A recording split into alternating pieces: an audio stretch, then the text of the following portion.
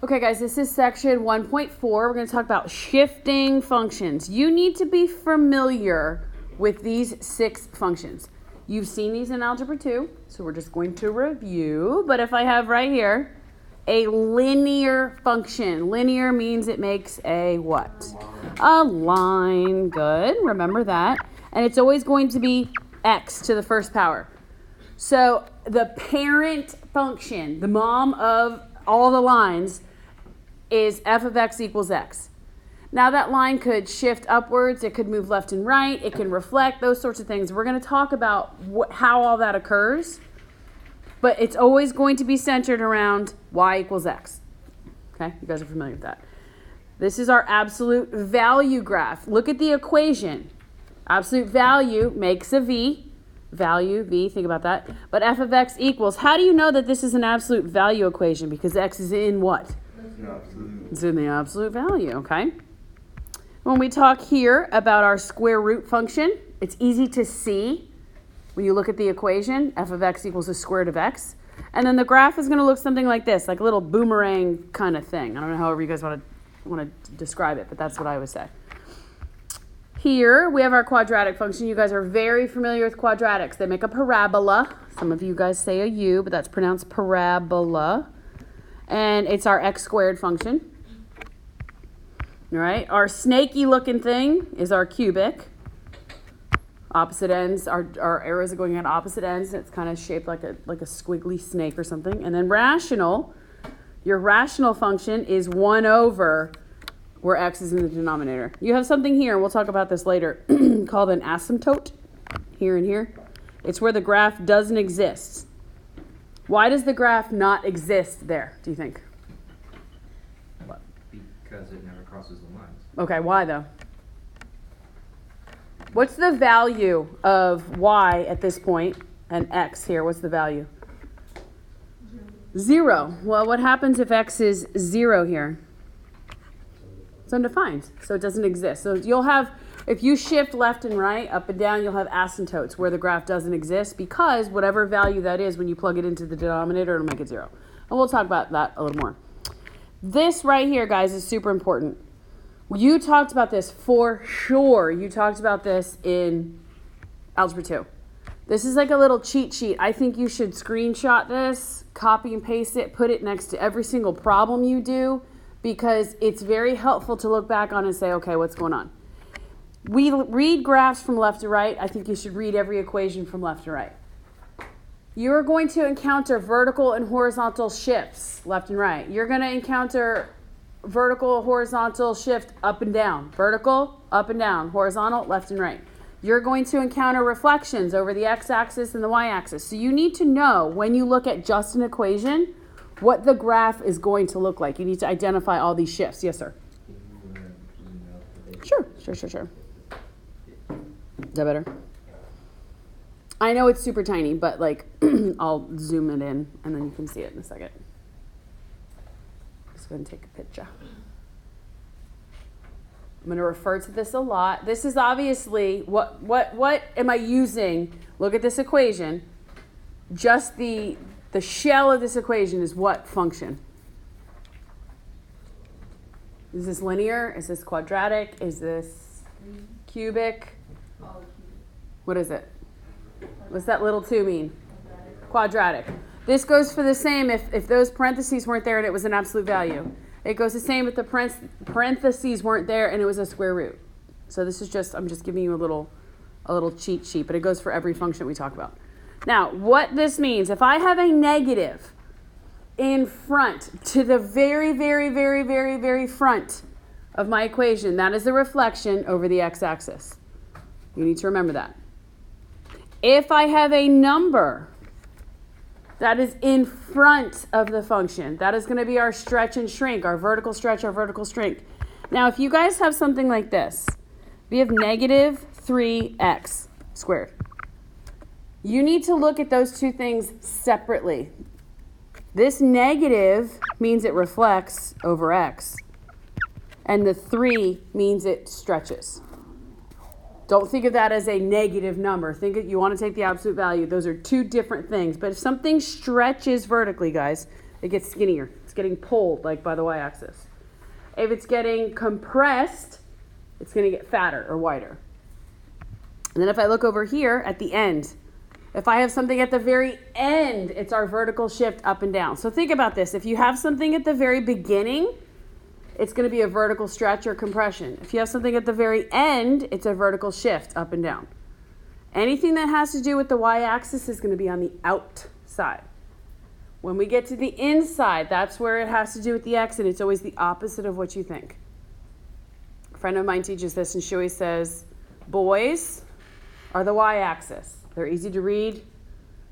They do what they're supposed to. Girls are the x-axis. They always do the opposite. Right? So if I look here in the middle, if I have a negative inside with the function, it's going to reflect over y. If I have a plus or minus, if I have a number right in front, it's going to be a horizontal stretch or shrink. And then if I have something plus or minus in the middle, it's going to be the shift left and right, but it's the opposite of what we think. Similar to our equation that we use for circles. Remember, if it was x minus h, so if it was x minus 2, then your center was at positive 2, that sort of thing. And again, we will go over this a whole bunch, I promise. And it's going to be easier. Okay, this is exactly what I just said. This is just in the book's terms. If we're talking about vertical and horizontal shifts, do you guys notice the first two are vertical, the second two are horizontal? Where are the vertical shifts? Where do they occur? Outside, after the function. Where do the horizontal shifts occur? Inside. Do you guys see the difference? Do you see how this is my function here? And then the vertical shift is plus whatever, goes up. Here's my function. That's going to move which way? Down. Good. Now here, this is with the x. Do you see how this is combined? It's with. Those parentheses mean, hey, this is together. So it's going to be the opposite of what I think. So I would think this would move left, but it's really going to move which way? Right. Good. And then the opposite here, I would think it would move right, but it's really going to go which way? Left. So if you have some problems here, the easiest thing to do, I think, especially as we're just getting our minds wrapped around this again, highlight or identify your function. It's cubic, so think about the shape it's going to make. Anybody? Like snaky thing, perfect. Where is this shift? Where is the shift? Is it outside or is it stuck with the function itself? It's outside, so that means it's going to move where? It's going to move down 1. You can write vertical shift down 1, or if you just tell me the direction and the amount, that's fine. Now, do you see the difference in the way the first one is written versus the way the second one is written? Do you guys see the difference? Yes or no? Tell me. Look at it. Tell me yes or no. Yes. You see how the -1 in B is with the x. So that means it affects the x-axis. Anything with the x-axis is exactly what we think, or it's the opposite. Opposite. So this one's really going to move which way? Right. How many? 1. Do you see the difference in the way those are written? You're going to have a couple on your test. I just give you equations and say, what's going on? Tell me. Look at this one. There's a couple things going on here. Identify the function. It's right here. Here's my function. So right away, when I do that, you guys can see this is going to move up and down and left and right, correct? Anything that's outside to the back is our up and down. So which way is this moving our function? Up how many? 1. Good. This is doing what? Left 2, because it's with the x and it's the opposite of what we think. So this is super helpful that if you have this question on the SAT, ACT, any test, and it says, identify the graph that goes with this, you guys should know in your mind it's going to make what kind of a shape? The snaky thing. And it's going to move from the origin. It's going to move where? Up 1 and left 2. So you should be able to pick which graph matches this just by knowing those things. You see that? It's very helpful to know so you don't have to sit there and make a ton of XY charts. So if we go here, look, they gave me the graph and they want me to write the equation. We can do that. Do you see how right here they're telling you that this is the parent function for what? This is the parent function for what family? What family? Parabola. It's the parabola, but it's the quadratic family, our x squareds, right? So just look, if that's the parent function, it makes a nice pretty U, goes right through the origin. Before you write the equation here, tell me what this graph did. It went up 4. All it did was go up 4. Did it move left or right any? No. So if I asked you to write the equation for this, you would say g of x, f of x, whatever, it doesn't matter. I'm using g of x because they did. So what is the family? Good. What's the family that we're talking about? Quadratic. So I'm going to say x squared. Where does the plus 4 go? Does it go inside a parenthesis or does it go way at the back? Way at the back, because that's where our vertical shifts happen. Good. So if you just take your time and kind of just analyze what the graph did, it's not super hard. What about this one? From the origin is where our normal, it went left 2. And where? Down 1. Now think about this. If I'm going to write this equation, g of x, h of x, doesn't matter. Where is the down 1 going to go, and where does the left 2 go? Left 2 goes inside. How do I write left 2? Good. X plus 2. What do I put right here since it's a parabola? Squared. Awesome. And then where does the down 1 go? Minus 1. Look at you guys. Is this crazy, ridiculously hard? No, you just got to think a little bit. Remember, anything inside with the x-axis is the opposite of what you think. Excuse me. All right, let's. Okay, here's our differences here.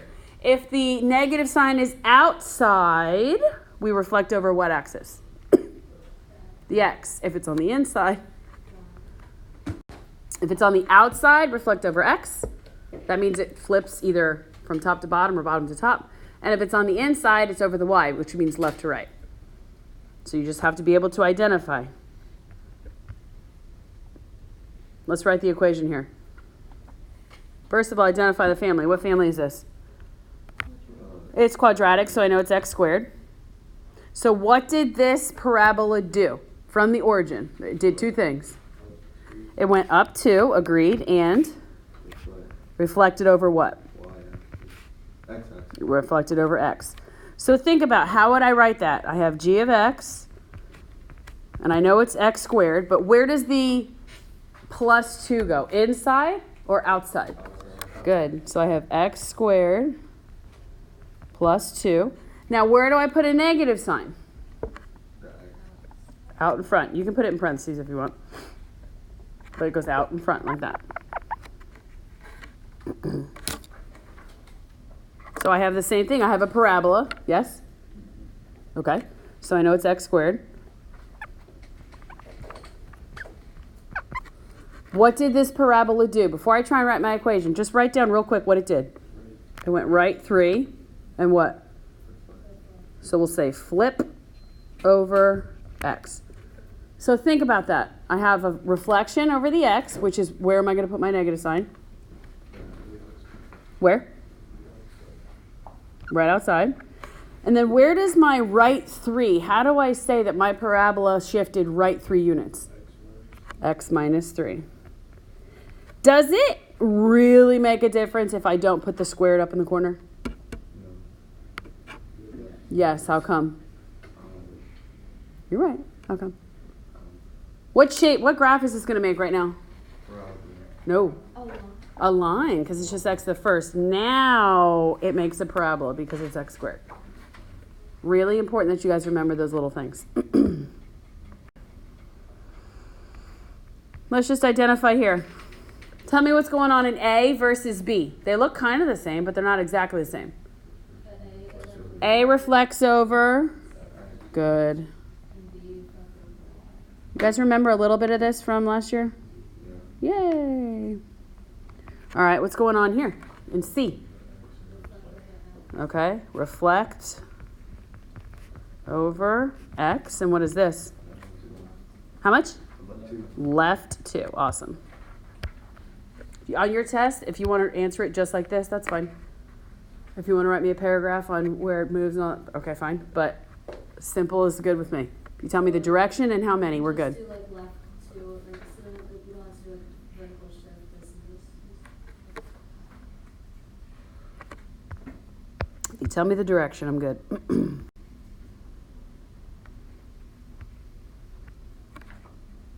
What did I tell you about a number out in front? Is it a vertical shift? A vertical compression and shrink or a horizontal one? Vertical. So this would be a vertical what? Okay. So you tell me it's a stretch. By a factor of what? 3. What is this one? Shrink or compression, however you want to say it. Guys, little hint. Just because you see a fraction, don't say it's a shrink. Is that a shrink? No. It's bigger than what? 1. So just make sure the fraction happens to be less than 1. All right. I think that's all I want to talk about right now. Let's talk about some practice problems, okay? This is the type of thing that you're going to have to do in your homework right now. I titled it classwork, but for homework. If you notice, look, I put this at the top. But on your test, you are going to have to identify the parent function, and you're going to have to tell me all the stuff that's happening. I'm not sure if you're going to have to graph or not, so we'll just look at some of these. But let's do this together. First thing I want you to do, what function family is this? It's quadratic. How do you know it's quadratic? Okay. We'll talk about domain and range and all that one second. Quadratic. So I know the parent function shape is just a nice pretty U. Now let's talk about all the stuff that's happening to this equation. Let's start from the left-hand side and work through. The first thing I come to is what? Okay, it's going to reflect over x. Agree. Then what happens? Good. Left 3. Then what happens? Up 1. It's a lot to remember, I know. God bless you. So if I'm going to graph this, here's my nice pretty parabola. What's the domain? What can I use for x values in this parabola? I can do what? Tell me, Austin. Yes, you do. Do I have any restrictions? No, it's just going to keep getting wider and wider and wider and wider. So I could use any number in the whole world. My domain here would be negative infinity to positive infinity. What's my range? 0. Very good. To what? To infinity. I can't use anything down here. None of that satisfies it. But when I get to 0. Generally, guys, if there's no stopping point, if there's just arrows on both ends, what's my domain going to be?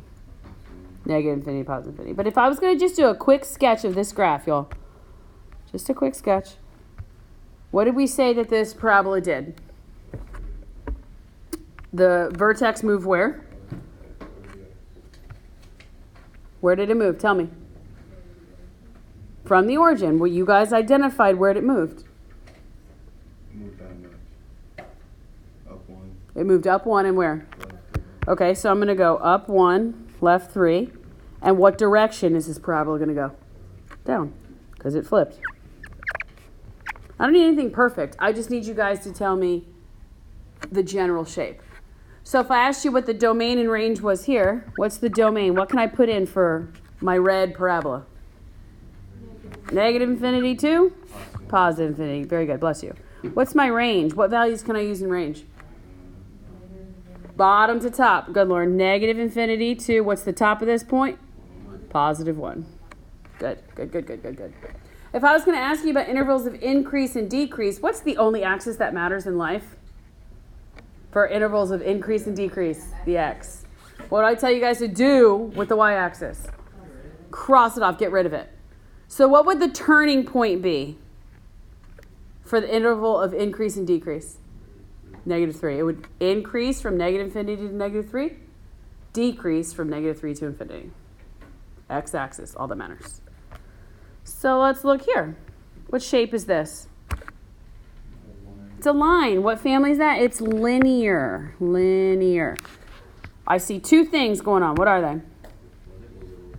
It's a reflect over. It's out in front. It's going to do the same thing. We'll say x. And then what is that? Up 3. So if you were going to graph this, the parent function for a line looks something like this. And you guys know that which direction is this line going to go? Which direction? What's our slope? Negative or positive? Negative. And where's the y-intercept? 3. So I'm going to go up to 3, and it's going to go something like this. Boop. What's my domain and range for both of those? Negative infinity to positive infinity. The black line is doing what the entire time? It's going straight, but which direction? Up. It's increasing. The blue line is doing what the entire time? Decreasing. Good. Good, good, good. Oh my gosh, there's a lot going on here. What's the easiest thing to identify other than the family? The what? Okay, the vertical shifts up and down are usually the ones that you guys get right every time. But what family is this? No! It's the square. Square what? Do you guys see the big square root? That indicates square root. So we have right here, down 4. Then I have a bunch of stuff on the inside. Remember, the inside, is it exactly what we think or is it exact opposite? Opposite. So every time we've done this, you guys have told me it's been a reflection over x. So what is this one? Reflect over y. Good. Good. I have a 1/2. 1/2 to me would indicate a shrink. But since it's inside and it's with the x, it's really a what? It's a horizontal stretch, opposite of what you think. And +5. Well, I would think that would move right, but since it's inside and it's with the x, it's really what? Good. Anything with the x on the inside, you guys have to remember it's the opposite. That's going to think that it's a shrink because it's 1/2, but it's actually a stretch because it's with the x-axis. Oh, let's look here. Family. Cubic. Good, good, good, good, good. Cubic. What's my domain and range for a cubic? Think about it. It looks something like this.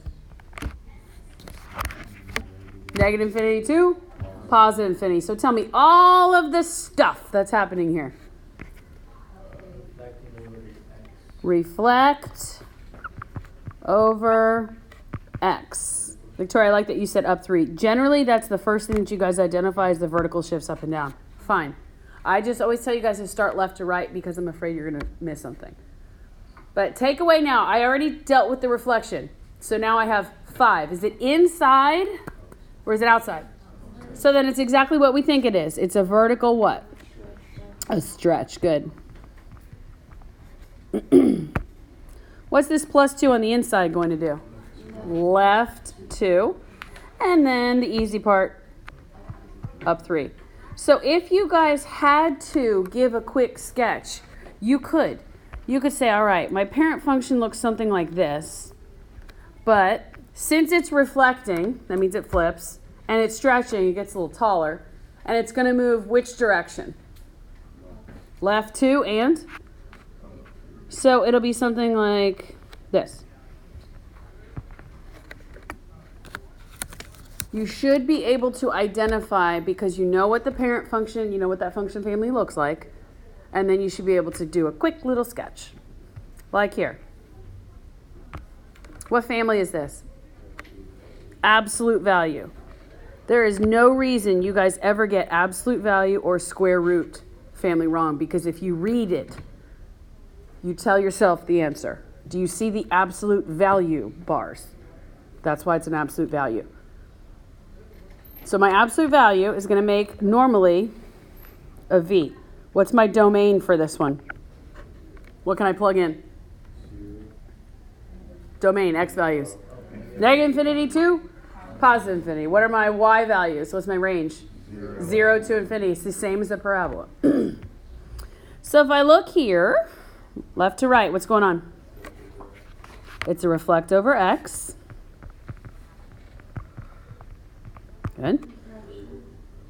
Why is this a compression? Good. And it's where? Guys, notice how I say I put a V or an H. I need to know the direction. So if it's compressing, think about it. If you take a can and you compress it, is my V going to get wider? Or is it going to get skinnier? Wider. Good. And then +1 on the inside means what? Left 1. So if I'm going to do a quick little sketch, is my V going to be going right side up or upside down? Upside down. Good. It's going to move which direction? Left 1. And you told me it's going to get skinnier or fatter? So it looks something like that. Ish. What's my domain for the blue one? Negative infinity, positive infinity. What's my range? Negative infinity to 0. Very good. In the black one, what is my interval of decrease? Nah. From what to what? -4 to 0. Negative what? That's an arrow. Negative infinity to 0. Then it goes from 0 to infinity. We only look at what axis? You guys got to get that in your brain. All right, this is a rational one. How do I know this is a rational one? X is on the bottom. X is in a denominator, so rational. We're not going to do a ton with rationals right now, but the same rules apply. What does this negative out in front mean? Reflect over X. What do you think this +5 that's with the X means? Left 5, good. And then our lovely little +3 at the end. Up 3. Good, very good. Is that bad? All right, let me give one, let's do one thing here and then we'll pull up your homework. I want to show you something.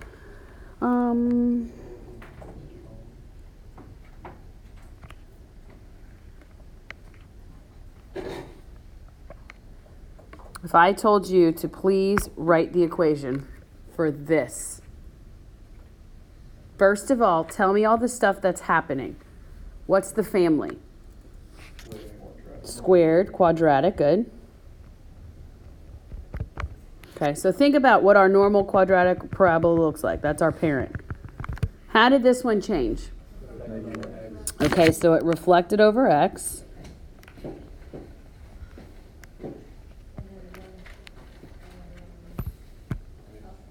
It went right 5, agreed. And where? Okay, so now let's think. How do I write that? Using math terms, you guys can do g of x, a of x, j of x. It doesn't matter. That just means function. But how am I going to write this? Negative, open parenthesis.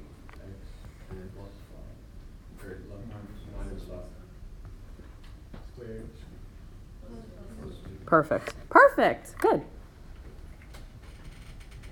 We okay? Not horrible? Okay, good.